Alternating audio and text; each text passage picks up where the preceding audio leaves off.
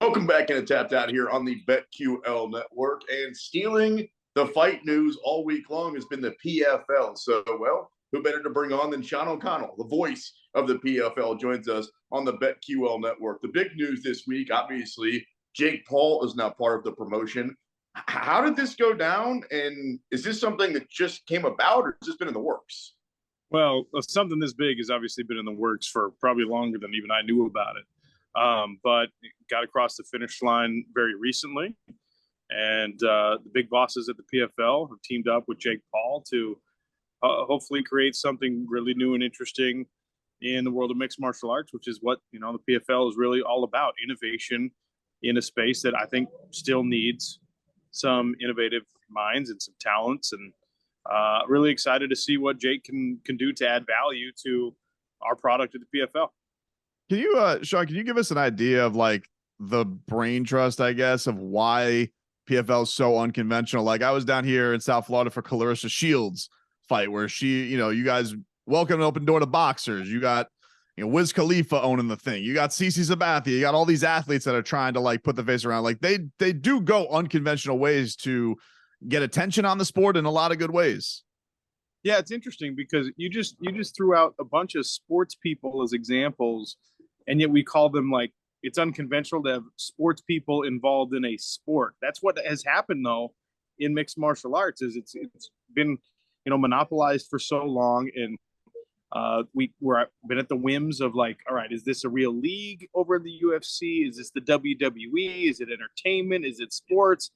And the PFL, when they all got together and rebranded from World Series of Fighting, it was like, look, we're going to do things the way we want to do them. We're going to make an actual league, but it doesn't mean you have to pigeonhole everything in to that league format, right? For fighters that the league format makes perfect sense, there's a path, right?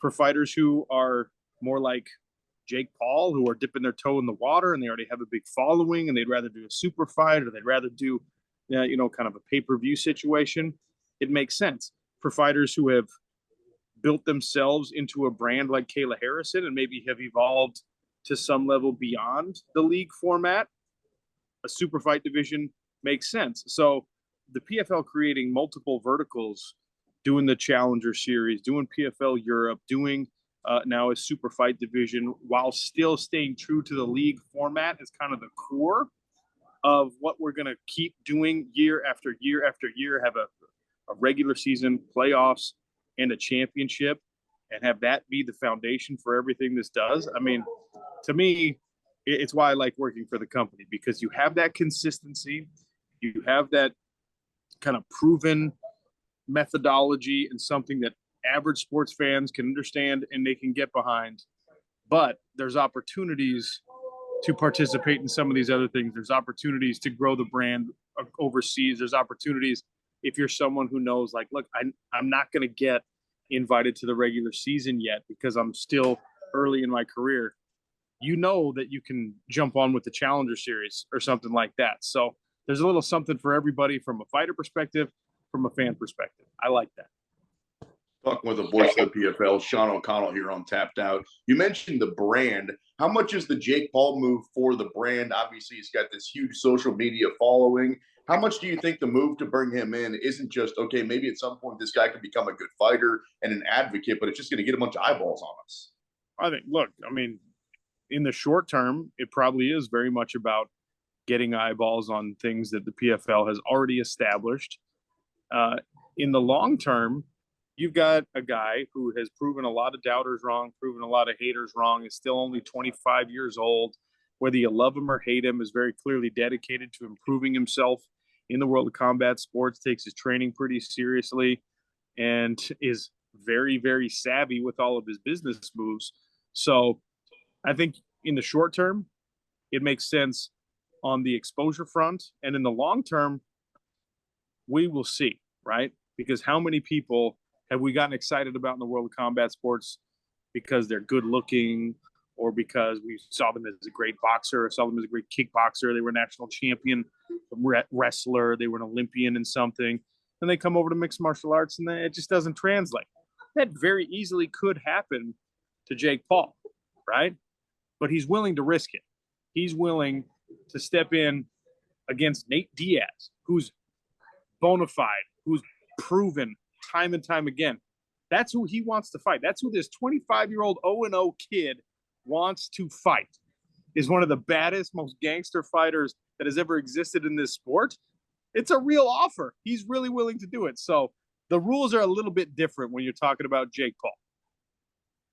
Do you think from this standpoint, like, does mixed martial arts do a better job though of embracing people who are just trying? Like, because I feel like for boxing, I felt with Jake, being at a lot of, covering a lot of his events, been to some of his events, like, I don't feel like boxing's ever going to give him credit. They're always going to look for him to do something, prove this, do it against a real boxer. With mixed martial arts, like, you guys embraced Clarissa Shields coming on over, Kimbo Slice, headline cards and opened a lot of eyes. Like, MMA feels like they handle this a lot better, and I feel like he's almost going to get more respect for doing this than he would have if he kept going with boxing or keeps going with boxing. I hope. Look, I don't know exactly how Jake's going to approach matchmaking, training, his first fight. I hope he does all those things the right way. I can't speak for him. Hopefully, you get a chance to talk to him, and he can clarify kind of the long-term plan with all that kind of stuff. But something that the MMA community is actually pretty good at is, even though there's a bunch of fans who like to be keyboard warriors and things like that, folks who are actually in the know, folks who actually have spent time in gyms, understand how risky it is, how scary it is, how difficult it is to try and master this incredibly complicated skill set that, one thing interplays off another thing. You get your boxing dialed in, and now you're going against someone who's just going to take you down. So your boxing doesn't matter. So you better be good at wrestling. You better be good at jiu-jitsu. You better be good at judo. And now you better have, some quality Muay Thai and all this kind of stuff.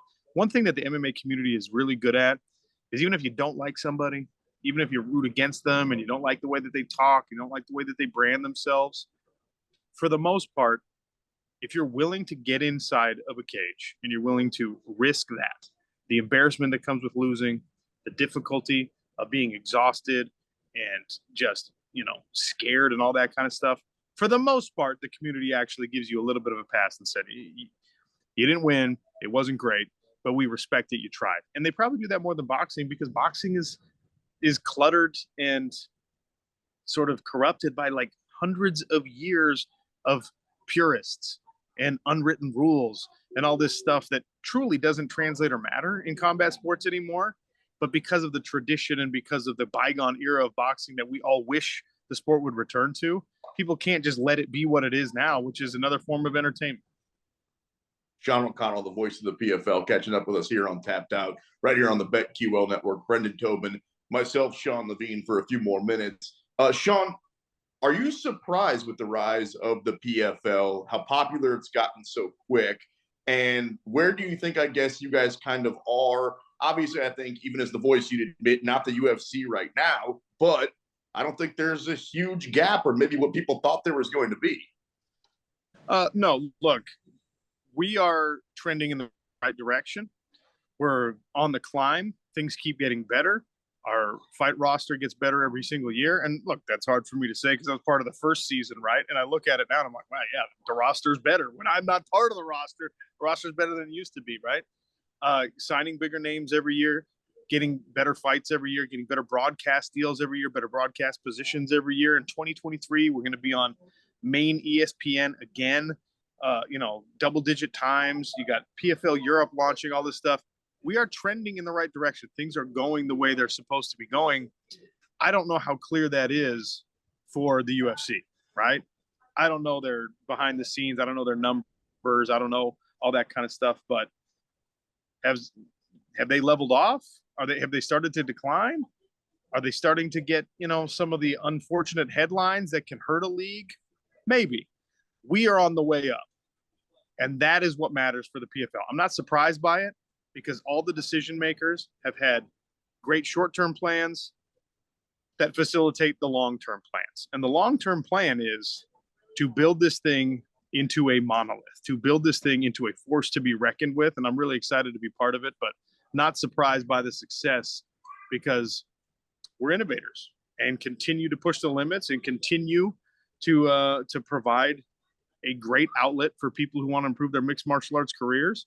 And 2023 is going to be the biggest year for that, because what you're going to see with the addition of Jake Paul, with the pay-per-view division that is a true 50-50 split, all of the people in mixed martial arts that have for years been lamenting fighter pay and have been talking about, I don't make enough money, I sell and they still don't compensate me.